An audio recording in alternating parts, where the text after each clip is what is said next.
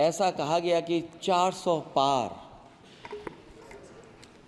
मैं समझदार जनता को फिर एक बार धन्यवाद दूंगा और मैं कुछ कहना चाहता हूं कि आवाम ने तोड़ दिया हुकूमत का गुरूर, दरबार तो लगा है पड़ा गमगीन में बेनूर है पर। अध्यक्ष महोदय, दरबार तो लगा है पर बड़ा गमगीन बेनूर है। और पहली बार ऐसा लग रहा है हारी हुई सरकार विराजमान है। जनता कह रही है चलने वाली नहीं सरकार। अध्यक्ष महोदय, जनता कह रही है चलने वाली नहीं, ये गिरने वाली सरकार है। और क्योंकि ऊपर से जुड़ा कोई तार नहीं, नीचे कोई आधार नहीं, अधर में जो है अटकी हुई वो तो कोई सरकार नहीं। दरअसल पूरा इंडिया समझ गया है कि इंडिया ही प्रो इंडिया है। इस चुनाव में इंडिया अलायंस की नैतिक जीत हुई है। ये पीडीए इंडिया की सकारात्मक राजनीति, पॉलिटिक्स जो पॉजिटिव है, पॉजिटिव पॉलिटिक्स की जीत हुई है। ये इंडिया पीडीए की सोशल जस्टिस मुहिम की विक्ट्री है। 2024 का परिणाम हम इंडिया वालों के लिए जिम्मेदारी से भरा पैगाम भी है। और अगर हम यूं कहें अध्यक्ष महोदय कि 15 अगस्त 1947 अगर उपनिवेशिक राजनीति से आज़ादी का दिन था तो 4 जून 2024 देश के लिए सांप्रदायिक राजनीति से आज़ादी का दिन रहा।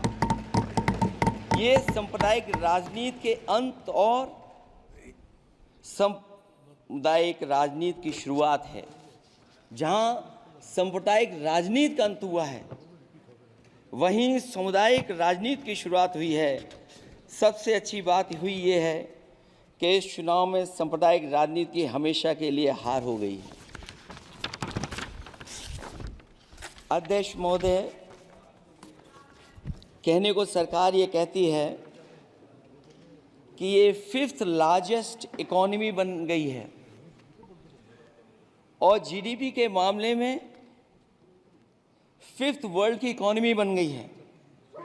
लेकिन अध्यक्ष मोदी, ये सरकार क्यों छिपाती है कि अगर ये हमारी सबसे लार्जेस्ट इकोनॉमी, अगर हम 5वें नंबर पर हैं, तो हमारे देश की पर कैपिटा इनकम, प्रति व्यक्ति आय हमारे किस स्थान पर पहुंची है। और हम लोगों ने तो अध्यक्ष महोदय देखा है कि अगर दिल्ली की सरकार ने कहा होगा कि $5 ट्रिलियन की इकोनॉमी बनेगी, तो जहां से प्रधानमंत्री जी चुन करके आते हैं वहाँ का प्रदेश के सरकार भी कह रही कि हम $1 ट्रिलियन इकोनॉमी बना लेंगे। देश की इकोनॉमी कहाँ पहुँच गई, पर कैपिटा इनकम क्या है। लेकिन अगर उत्तर प्रदेश की इकोनॉमी को अगर $1 ट्रिलियन की इकोनॉमी बनना है तो कम से कम 35% की ग्रोथ चाहिए। मुझे नहीं लगता है कि 35% की ग्रोथ उत्तर प्रदेश पा पाएगा। हम हंगर इंडेक्स में कहाँ खड़े हैं, नीचे से कहाँ हैं। जो 5th लार्जेस्ट इकोनॉमी की बात कर रहे हैं वो इनइक्वालिटी के पैरामीटर पे कहाँ खड़े हैं, वो हैप्पीनेस इंडेक्स में कहाँ खड़े हैं। और जो लोग चुनाव को अपने तरीके से मोड़ते हैं, मैं उन्हें कहना चाहता हूं कि अध्यक्ष महोदय, इस चुनाव के परिणाम ने तोड़ने वाली राजनीति को तोड़ दिया है और जोड़ने वाली राजनीति की जीत हुई है। इस चुनाव में धन छल बल की नकारात्मक राजनीति की शिकस्त हुई है। ये चुनाव जो देश का हुआ, ये सकारात्मक राजनीति का नया दौर शुरू हुआ है। इस बार प्रो कॉन्स्टिट्यूशन वालों की जीत हुई है। हम मानते हैं संविधान ही संजीवनी है, उसी की जीत हुई है। ये संविधान मंथन में संविधान रक्षकों की जीत हुई है। अब ऊपर से नीचे के राजनीति का अंत हो गया है। अब नीचे से जो समाज की जो आवाज़ उठेगी वही राजनीति का आधार बनेगी। मैं कहना चाहता हूं कि देश किसी की व्यक्तिगत महत्वाकांक्षा से नहीं, जन आकांक्षा से चलेगा। मतलब अब मनमर्जी नहीं, जनमर्जी चलेगी। इस चुनाव का बड़ा पैगाम यही है।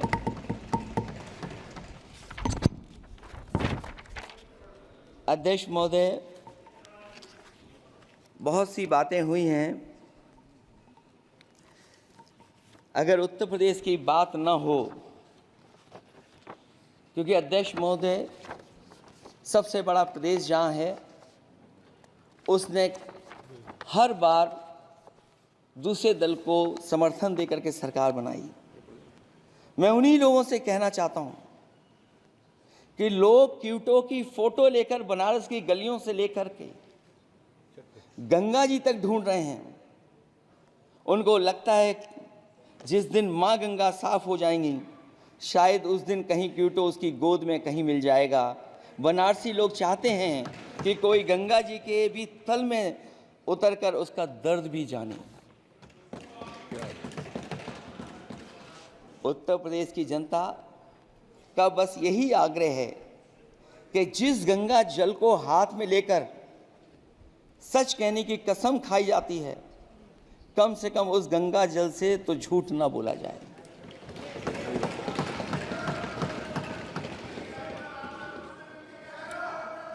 जहां विकास के नाम पर खरबों रुपए की लूट का राज खोलते भ्रष्टाचार के गड्ढे प्रदेश का नाम खराब कर रहे हैं, वहीं पहली बारिश में ही टपकती हुई छत और गिर चुकी स्टेशन की दीवार बेईमानी की निशानी बन गई है।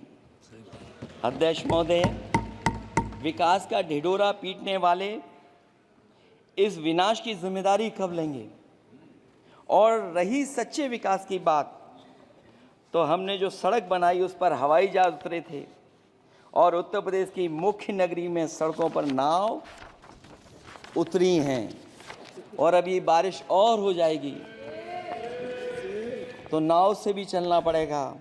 यही स्मार्ट सिटी के जुमले का भी हाल है। न तो जाम से छुटकारा मिला, न बुनियादी सुविधाओं से कोई निजात मिली, न कोई बुनियादी सुविधाएं मिल पाई हैं। मुझे याद है अध्यक्ष महोदय, देश के प्रधान सांसद जी ने अनाथ पशुओं के बारे में बहुत कुछ कहा था। अनाथ पशुओं की समस्या से छुटकारा दिलवाने के लिए का वादा किया हुआ, लेकिन कई चुनाव बीत गए हैं, अभी तक गन्ने का भुगतान 2 हफ्ते का वचन जो दिया था, कहां दिया था? अब तो वचन देने वाले को भी याद नहीं है। हर बात को जुमला बना देने वाले लोगों के ऊपर से जनता का भरोसा उठ गया है। इसीलिए बहुमत की सरकार नहीं है, ये सहयोग से चलने वाली सरकार है। डबल इंजन के नाम पर उत्तर प्रदेश को टकराहट के सिवा कुछ हासिल नहीं हुआ है। उत्तर प्रदेश में प्रभुत्व की लड़ाई 2 लोगों को आपस में लड़ा रही है, लेकिन उसकी मार जनता को सता रही है। पिछले 10 सालों की उपलब्धि बस इतनी रही कि एक शिक्षा परीक्षा माफिया का जन्म हुआ। अध्यक्ष महोदय, जिस समय चुनाव में थे और उत्तर प्रदेश में वो हालात देखे हैं कि नौजवान जब भी तैयारी कर करके जाता था और परीक्षा दे करके लौटता था तो उसको पता लगता था कि पेपर लीक हो गया। और उत्तर प्रदेश में केवल एक पेपर लीक नहीं हुआ है, जितनी भी परीक्षाएं हुई हैं सब पेपर लीक हुए हैं। केवल उत्तर प्रदेश ही नहीं, मैं माननीय सांसद की तरफ से सुन रहा था, कई ऐसे प्रदेश हैं जहां पर परीक्षाएं देने तो बच्चे गए, लेकिन वहां भी पेपर लीक हो गया। और अभी जब 4 जून को रिजल्ट आया, उसके बाद जो बात उठी है, देश की सबसे प्रेस्टिजियस परीक्षा, उसका भी पेपर लीक हो गया। और आखिरकार ये पेपर लीक हो क्यों रहा है? सच्चाई तो ये है कि ये सरकार पेपर लीक इसलिए करा रही है कि सरकार नौकरी नहीं देना चाहती, रोजगार नहीं देना चाहती, उन नौजवानों का भविष्य नहीं बनने देना चाहती। पिछले 10 सालों की उपलब्धि बस इतनी रही है कि एक शिक्षा परीक्षा माफिया का जन्म हुआ है, जिसने तथाकथित अमृतकाल में युवाओं के भविष्य की आशाओं को ही जहर दे दिया है।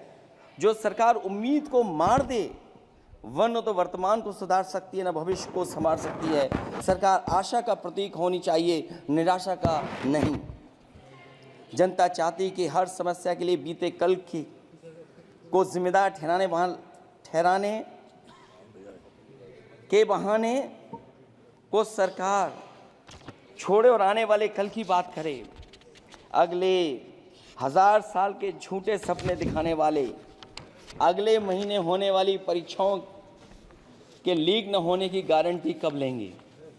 जनता अब न तो किसी बहकावे में आएगी और न किसी के बहलावे फुसलावे में आएगी। जो लोग कहते हैं कि अमृत काल की बात करने वाले जनता का जागरण काल आ गया है। आज इस सदन में नए राजनीतिक जागरण के अनेक प्रतिनिधि बैठे हैं।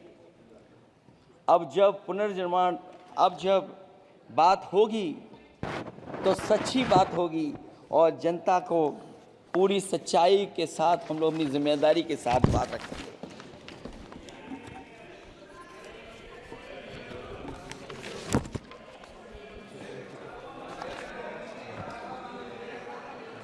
अध्यक्ष महोदय, एक जीत और हुई है, एक जीत और अध्यक्ष महोदय हुई है।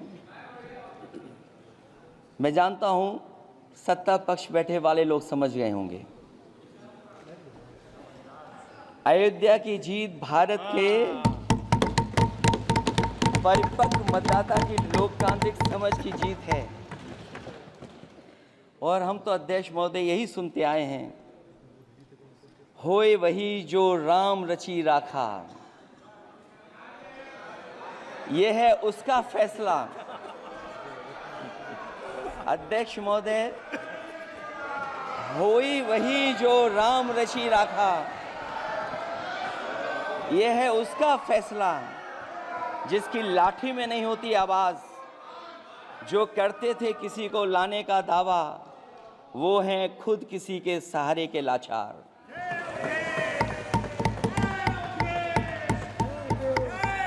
अध्यक्ष महोदय, मैं फिर कह देना चाहता हूं, होए वही जो राम रची राखा। यह है उसका फैसला जिसकी लाठी में नहीं होती आवाज। जो करते थे किसी को लाने का दावा, वो हैं खुद किसी के सहारे के लाचार। हम अयोध्या से लाए हैं उनके प्रेम का पैगाम। हम अयोध्या से लाए हैं उनके प्रेम का पैगाम, जो सच्चे मन से करते हैं सबका कल्याण। सदियों में जन जन गाता है जिनके गान, अभय दान देती जिनकी मंद मंद मुस्कान, मानवता के लिए उठता जिनका तीर कमान। अध्यक्ष महोदय, जो असत्य पर सत्य की जीत का है नाम, उफनती नदी पर जो बांधे मर्यादा के बांध, वो है अवध के राजा पुरुषोत्तम प्रभु राम। हम अयोध्या से लाए हैं उनके प्रेम का पैगाम।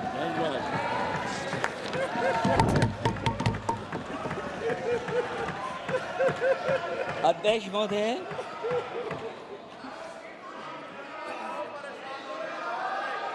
अध्यक्ष महोदय, कुछ बातें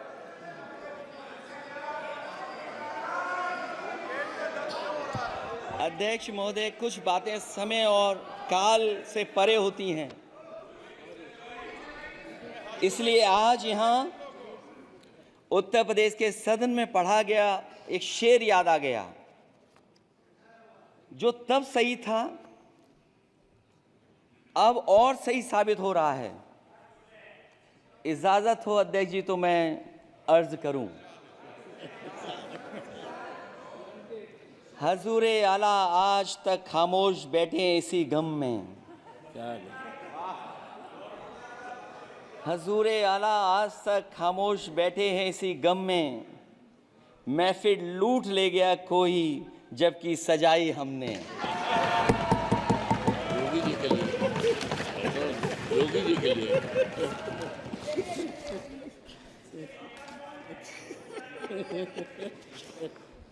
अध्यक्ष महोदय,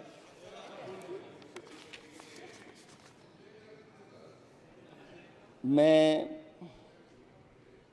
मॉडल ऑफ कंडक्ट जब चुनाव हुआ, लागू हुआ, उस समय मैंने देखा कि कुछ लोगों पर मेहरबान रही सरकार और कमीशन भी।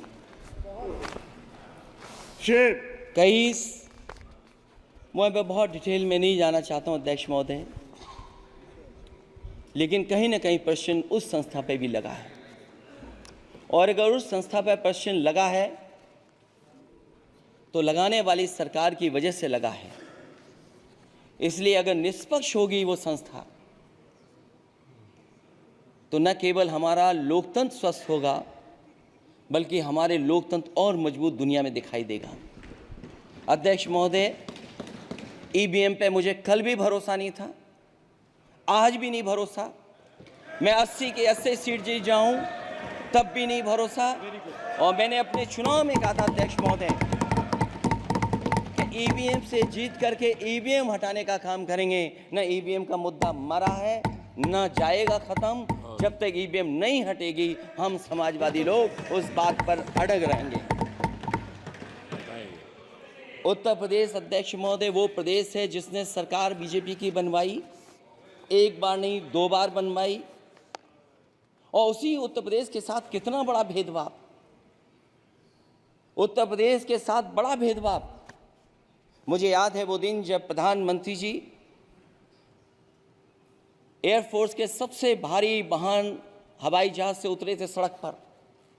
वो अलग बात है कि उस प्रदेश के मुख्यमंत्री उनके साथ नहीं बैठ पाए थे, लेकिन वो एक्सप्रेस वे जो बना था और आज भी जो उत्तर प्रदेश में बन रहे हैं वो उत्तर प्रदेश के बजट से बन रहे हैं। लेकिन दिल्ली की तरफ से कोई एक्सप्रेस वे अभी नहीं दिया गया है।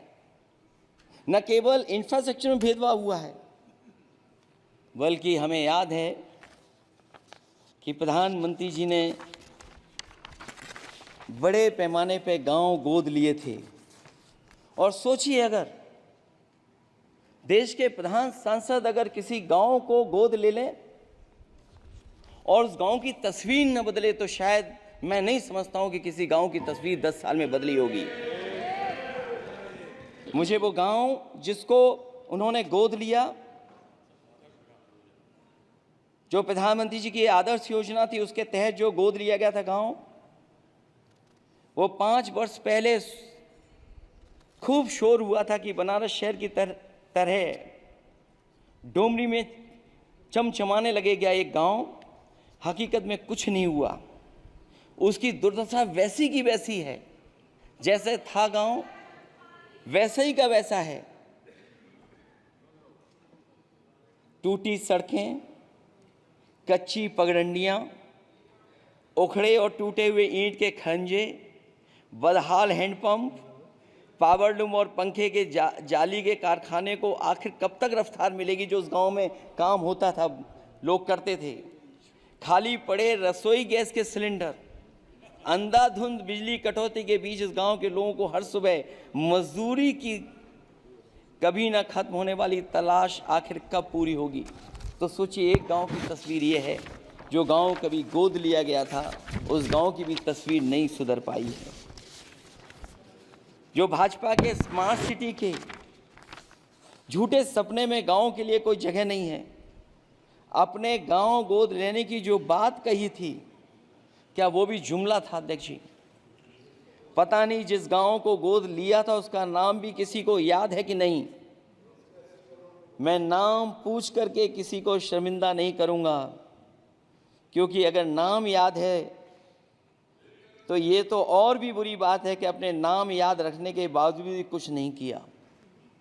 जिसे गोद लिया जाता है उसे अनाथ बनाकर छोड़ देना अच्छी बात नहीं है।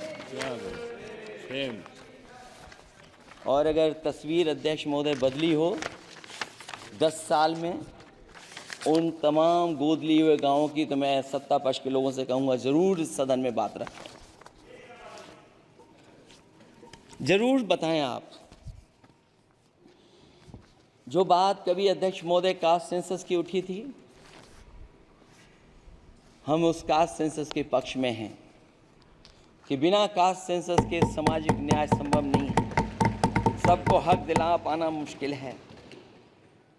अध्यक्ष महोदय, राष्ट्रपति जी के अभिभाषण में अग्निवीर को लेकर के जो चिंता विपक्ष की थी और देश के नौजवानों की थी, वो चिंता वैसी की वैसी बनी है। अध्यक्ष महोदय, मैं ये कहना चाहता हूँ, मैं खुद मिलिट्री स्कूल से पढ़ा हूँ, मेरे साथ के बहुत बड़े पैमाने पे लोग फौज में, मैंने समय समय पे जो मेरे साथ पढ़े जो सीनियर थे उनसे भी जानकारी हासिल की है, बड़े बड़े ऑफिसर से मैंने पूछा है, वो शायद आपको न बता पाएँ, लेकिन दबी जुबान में उन्होंने कहा है कि देश की सुरक्षा के साथ अग्निवीर जैसी व्यवस्था लागू करने से समझौता हो रहा है। अध्यक्ष महोदय, किसी भी देश की सबसे बड़ी प्राथमिकता अगर कोई है तो वो देश की सीमाओं की सुरक्षा है। अग्निवीर जैसी व्यवस्था से कभी संभव नहीं है। अध्यक्ष महोदय, हम अग्निवीर व्यवस्था को कभी स्वीकार नहीं कर सकते हैं। आज नहीं कल, कल नहीं बाद में, जब कभी भी सत्ता में इंडिया गठबंधन आएगा, अग्निवीर व्यवस्था हमेशा हमेशा के लिए खत्म हो जाएगी। अध्यक्ष महोदय, जिन्होंने कहा कि हम आय किसानों की दोगुनी कर देंगे, आज किसान पूरा देश का देख रहा है कि उसकी आय कहाँ दोगुनी हो गई।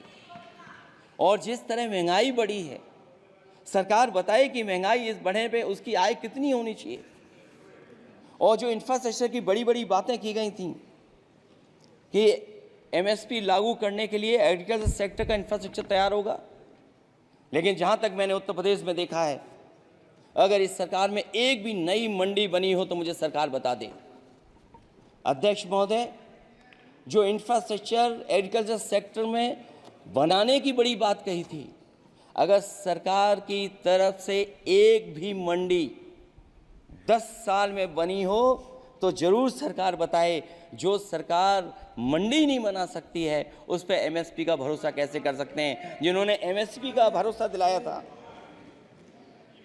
हम अध्यक्ष महोदय आपके माध्यम से यही कहेंगे कि जो राष्ट्रपति के अभिभाषण में लीगल गारंटी एमएसपी को मिलनी चाहिए थी, वो क्रॉप्स को नहीं मिली है। न केवल फसलों को मिले बल्कि हॉर्टिकल्चर क्रॉप्स को भी एमएसपी देने का फैसला हो, जिससे कि हमारा किसान खुशहाल हो सके।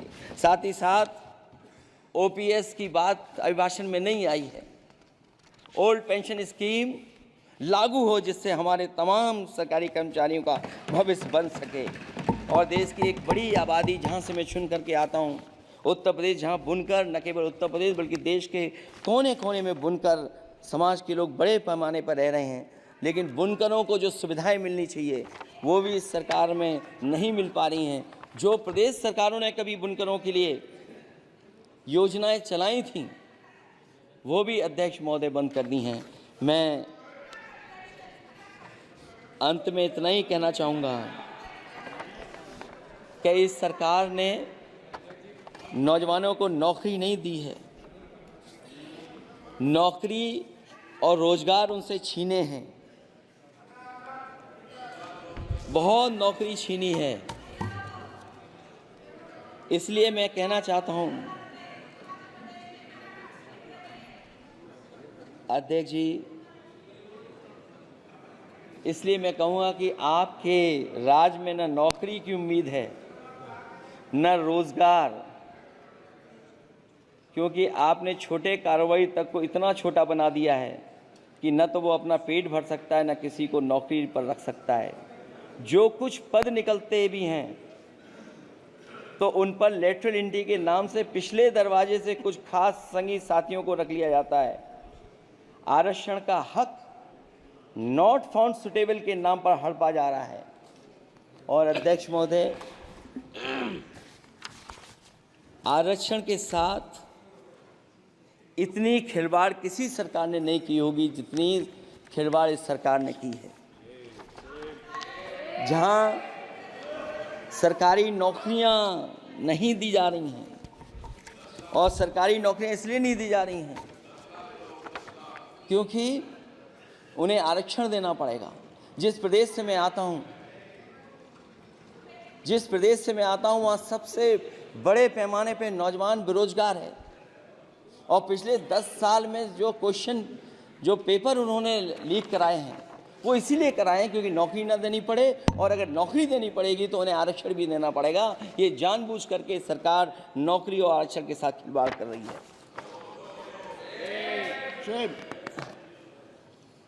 मैं अध्यक्ष महोदय अंत में इतना ही कहना चाहता हूं, आशा है ये सरकार तब तक चलेगी तब तक उसके केंद्र में इस देश का हर एक गरीब, शोषित, वंचित, पीड़ित, पिछड़ा, दलित, अल्पसंख्यक, आदिवासी, महिला, युवा, छोटा कारोबारी, ईमानदार, नौकरी पेशा, आम आदमी और कर्मचारी अधिकारी, मजदूर और किसान होगा, ना कि धनवान होगा, और शासन के आधार पर संविधान होगा। वह जुमलों की जगह सच में महंगाई, बेरोजगारी, भ्रष्टाचार, गरीबी, भुखमरी, सांप्रदायिक हिंसा, दलित व महिला उत्पीड़न, सामाजिक अन्याय जैसे मूलभूत मुद्दों का समाधान होगा, और भोजन, बिजली, पानी, दवाई, पढ़ाई जैसी बुनियादी ज़रूरतों के लिए कागजी योजनाओं की जगह सच में इंतज़ाम होगा।